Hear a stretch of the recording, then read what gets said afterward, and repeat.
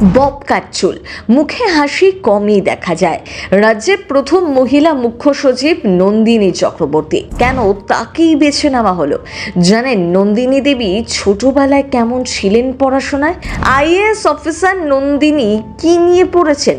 অনেকেই IAS officer হতে চান। তাদের কাছে নন্দিনী দেবী সত্যি অনুপ্রেরণা।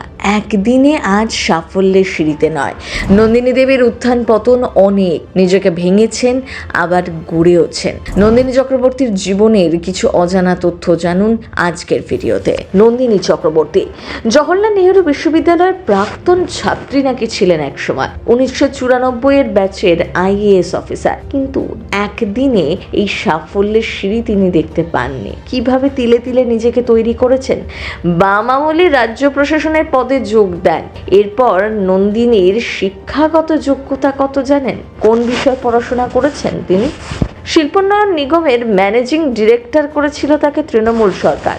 পাশাপাশি তাকে তথ্য এবং সংস্কৃতি দপ্তরে ভারও দেওয়া হয়। 1990 ব্যাচে আইএএস সুব্রত গুপ্ত দিল্লি চলে গেলে নন্দিনী দেবীর ওপরই শিল্পোন্নয়ন নিগমের পুরোপুরি দায়িত্ব পড়ে। এরপর অনেক বিতর্ক ওঠানামা করেছে, কিন্তু নিজের দায়িত্বে অবিচল ছিলেন নন্দিনী চক্রবর্তী। পদোন্নতিও হয়েছে। রাজ্যের প্রথম মহিলা মুখ্য সচিব তিনি, সেই সঙ্গে প্রথম মহিলা বাঙালি মুখ্য সচিবও। বাঁকুড়া বিষ্ণুপুরের মহকুমা শাসক হিসেবে তার কর্মজীবন শুরু হয়েছিল। এরপর বর্ধমানে মহকুমা শাসকের পদও সামলেছেন। বাঁকুড়ার অতিরিক্ত জেলা শাসকও হন। হাওড়ার জেলা শাসকও ছিলেন। এছাড়াও রাজ্য সরকারের একগুচ্ছ দপ্তরের সচিবের দায়িত্বে ছিলেন তিনি।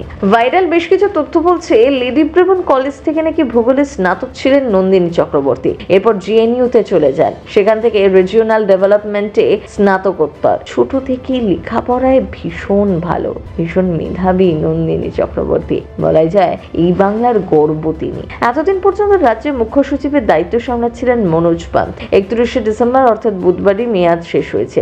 এমনিও তিনি 6 মাসের এক্সটেনশনে ছিলেন। তার আগে 30শে জুন পর্যন্ত তার পদে থাকার কথা ছিল। সেবার রাজ্য সরকার চাওয়া এক্সটেনশনের অনুরোধে সায় দিয়েছিল কেন্দ্র।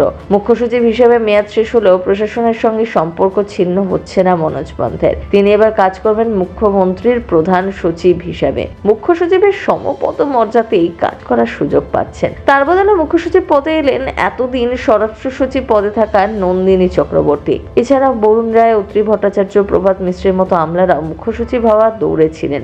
শেষ পর্যন্ত নন্দিনী দেবীর নামেই শিলমোহর পড়ে। রাজ্যের প্রথম মহিলা মুখ্য সচিব হিসেবে কাজ করবেন। সেদিক থেকে দেখতে গেলে রাজ্য প্রশাসনের মাথায় এবার 2 মহিলা। প্রথম বাংলা ব্যুরো।